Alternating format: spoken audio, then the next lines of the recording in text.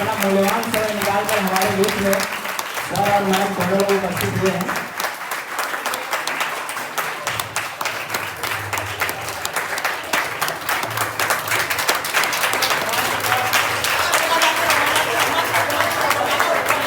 क्योंकि सर लोगों ने आज अपना बहुत ही कीमती समय निकाल के आज हम लोगों को दिया है। क्योंकि सर लोगों का भी पहले से बोल रहे थे, क्योंकि सर लोगों के पास आज समय नहीं था, तो भी मैम और सर से हमने आग्रह किया, तो सर लोगों ने बहुत ही आग्रह करने के बाद बोले बच्चों से आज समय हम दे देते हैं बच्चों को। तो बहुत ही मूल्यवान समय आप लोगों के। द्रोणाचार्य ने कहा कि जो मछली की आंख है उस पर तुम्हें निशाना लगाना और मछली को देखना कैसे है, मछली का प्रतिबिंब देखना है और निशाना लगाना है, ऊपर मछली टंगी हुई है उस पर। तो कठिन काम है, लक्ष्य मछली की आंख पर लगाना है और देखना का है पानी में। तो उसने जो है अर्जुन ने कोशिश की, तो गुरु द्रोणाचार्य ने उससे उनसे प्रश्न पूछा, अर्जुन तुमको क्या दिख रहा है? तो अर्जुन ने कहा कि हमको मछली की आंख दिख रही है और कुछ नहीं दिख रहा है। क्या दिख रहा है? मछली की आंख। क्यों? वही उसका लक्ष्य। ठीक बात है ना? नहीं तो हमें जो लक्ष्य हमने निर्धारित किया है सिर्फ वही दिखना चाहिए। अगर वही दिखेगा ना तो हम डेफिनेटली उसको पूरा कर लेंगे।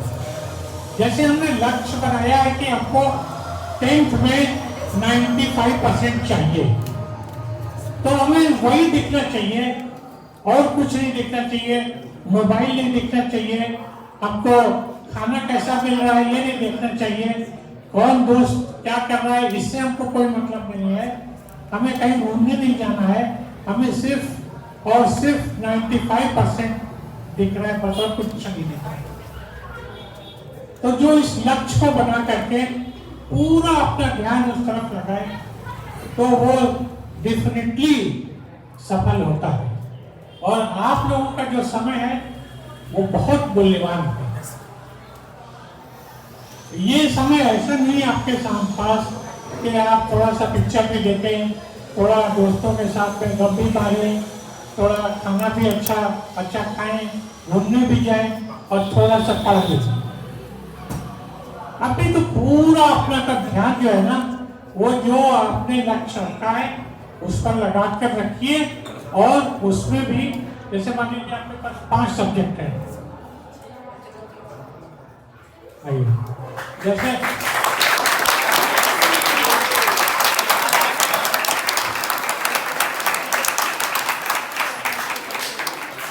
तो 5 विषय को समय बात करके पूरा ध्यान लगा करके उस पर आप आगे बढ़ेंगे तो बहुत अच्छा कर पाएंगे। देखिए इस बार के जो नीट में छत्तीसगढ़ में पहला स्थान प्राप्त किया है क्षितिज ने, तो वो क्या उससे हमने पूछा तो उसने कहा कि हमने तो 1 साल पूरा स्मार्टफोन देखा ही नहीं, स्मार्टफोन कैसा होता है मालूम नहीं, बंद कर दिया उसने और सुबह से लेकर रात तक केवल और केवल नीट के अलावा उसको कुछ नहीं दिखता था।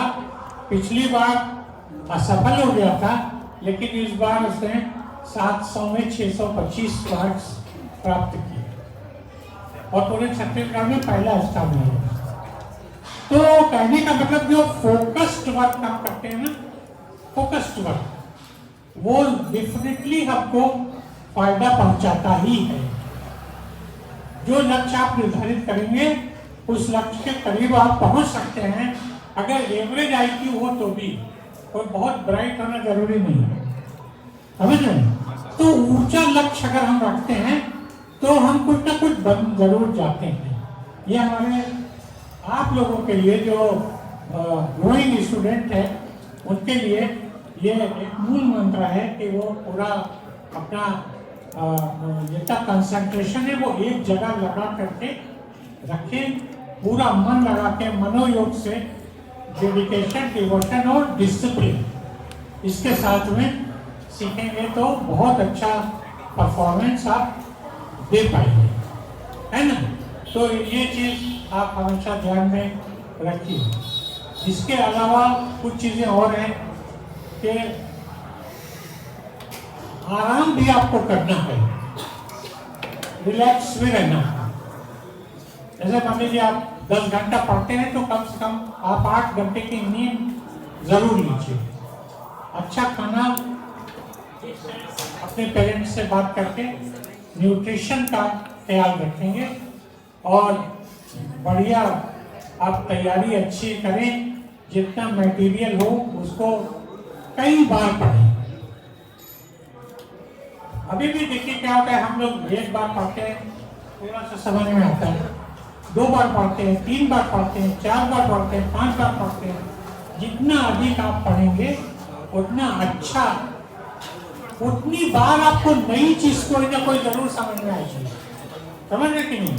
तो जो भी चैप्टर है हमारा उसको मैक्सिमम रिवाइज करते रहना चाहिए। उसके कारण ये होता है काफी फर्क आ जाता है ना।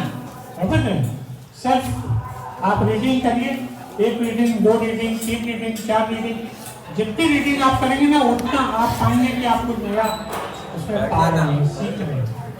तो ये चीज़ भी बहुत महत्वपूर्ण होती है और इससे काफ़ी हमारे अंदर परिवर्तन आने लगता है और हम अच्छा सीखने लग जाते हैं।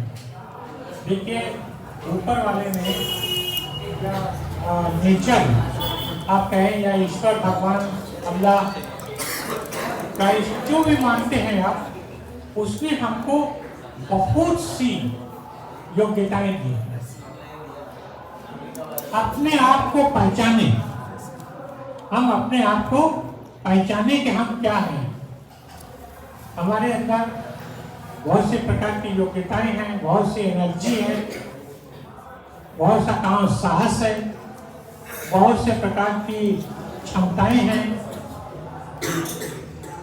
तो पूरी दुनिया में सबसे ज्यादा पावरफुल, सबसे ज्यादा स्ट्रॉन्ग, सबसे ज्यादा एडवांस अगर कोई प्राणी है युद्ध किया तो देखिए कि एक राजकुमार, उसको कितनी परिस्थितियां और युद्ध करके उसने जीते।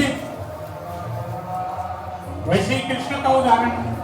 तो जब हमारे महापुरुष जो है या भगवान जिनको आप कहते हैं, जब वो बिना डिफिकल्टी के आगे नहीं बढ़ सके तो हम कहाँ बिना डिफिकल्टी के आगे बढ़ेंगे। तो जितनी बड़ी डिफिकल्टी उतने बड़े आप बनोगे, ठीक है। तो डिफिकल्टी से कभी घबराना नहीं, बल्कि डिफिकल्टी का क्या करना चाहिए, डट कर सामना करना चाहिए, जरूर सफल होंगे।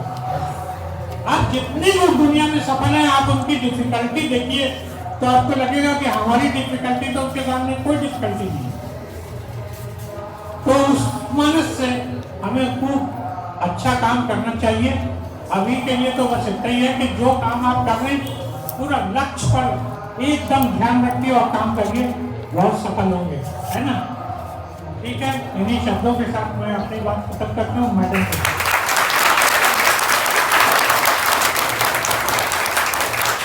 Thank you so much sir. Sir ने आप लोगों को बताया 3D फार्मूले के बारे में। अगर 3D फार्मूले को आप अपनाओगे तो 3 डायमेंशन बन जाओगे। पृथ्वी और आसमान पाताल तीनों जगह पे आप राज करोगे। तो सर का 3D फार्मूले को आप कहीं भी माइंड में छुपा के रख लो, बगल वाले को नहीं बताना है। ऐसा है सर का 3D फार्मूला। और सर इसके लिए सॉरी, क्योंकि आपको आते ही माइक दे दिया गया तो उसके लिए हम थोड़ा क्षमा प्रार्थी हैं। जैसे सर ने आपको बहुत अच्छे से समझाया, बहुत ही आसान शब्दों में बताया कि 3D फार्मूला क्या है, डिफिकल्टी से कैसे सामना करना है और आपको क्या करना है और क्या नहीं करना है। तो इसी पे हम लोगों ने सर को आग्रह किया था कि आपको कुछ ऐसे शब्दों में बताया जो आप तक सीधे हिट करे।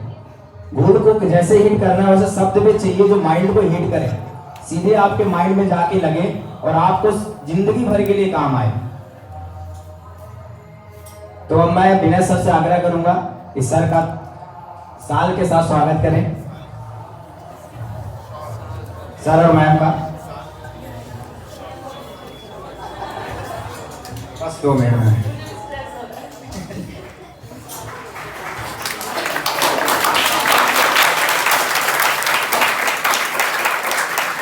तालियों के साथ स्वागत करता है। और मैम का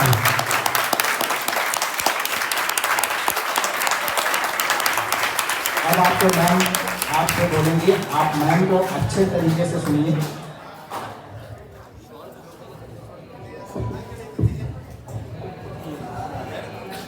आप सभी को गुड इवनिंग। और मुझे बहुत खुशी है, विनय हमारा विद्यार्थी रहे हैं और इतना अच्छी तरीके से कोचिंग चला रहे हैं। आप सबकी उपस्थिति इस बात को इंडिकेट कर रही है। कोचिंग मेरे हिसाब से गाइडेंस है आपके विषय क्षेत्रों के लिए। तो कौन सी क्लास के बच्चे यहाँ जाते हैं? 10th, 11th एंड 12th, है ना? और ये वर्ष जो होते हैं ना, ये बड़े क्रूशियल होते हैं। यहाँ पर आप थोड़ा अपने डिसीजन मेकिंग, अपना करियर के बारे में सोचने लगते हैं। कौन सा विषय चुने, क्या करें, है ना? ये मन में आता है कि नहीं? और कैसे करें? और मन में भटकाव भी रहता है, भटकाव होता है और थोड़ा डर भी लगता है, क्या होगा, रिजल्ट अच्छा आएगा कि नहीं। तो एक संस्कृत में श्लोक है, काग चेष्टा बको ध्यानम श्वान निद्रा अल्पहारी विद्यार्थीनम पंच लक्षणम। एक लक्षण मुझे याद नहीं आ रहा है, आलस्य भी नहीं होना चाहिए। एक हमारे पुराने लोग कह गए हैं, इस श्लोक के माध्यम से ये कहते हैं कि जो विद्यार्थी के एज का है उसको काग के समान, काग माने कौवा, चेष्टा करनी चाहिए अपने गोल को प्राप्त करने के लिए। श्वान निद्रा, श्वान माने कुत्ता। आपने कुत्तों को देखा होगा, आंख खोलते बंद करते थोड़ी आवाज में वो अलर्ट हो जाते हैं, है ना? और क्या? अल्पहारी, कम खाना। कम खाने से क्या होता है? आप एक्टिव रहते हैं। पूरा भरपेट खा लिया तो क्या होता है? नींद आने लगती है। और बगुला जो होता है ना, मछली पकड़ता है तो सीधे वो चोंच डालता है और मछली ले लेता है। इतना ध्यान से वो काम करता है। आपके लिए अटेंशन जरूरी है, कंसंट्रेशन जरूरी है, आपके लिए मेहनत जरूरी है, मगर ये आपके हेल्थ की कॉस्ट पर नहीं। आप अपने आप को पहले अपने बारे में सोचिए,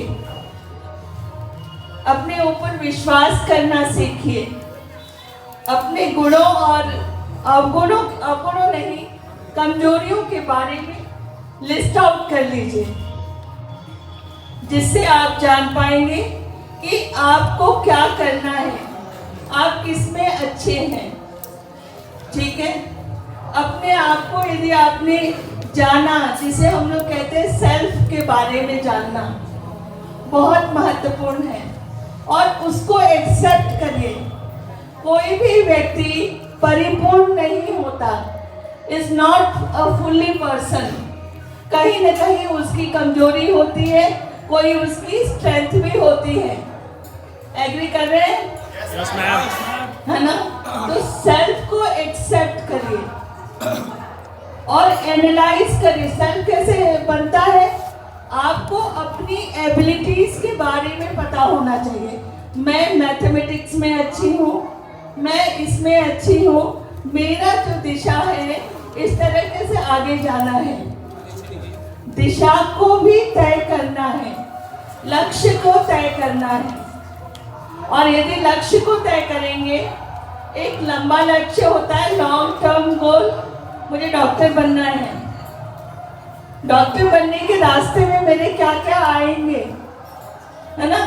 साइंस लेके पढ़ना है, बायोलॉजी लेके पढ़ना है और फिर मुझे कंपटीशन देना है।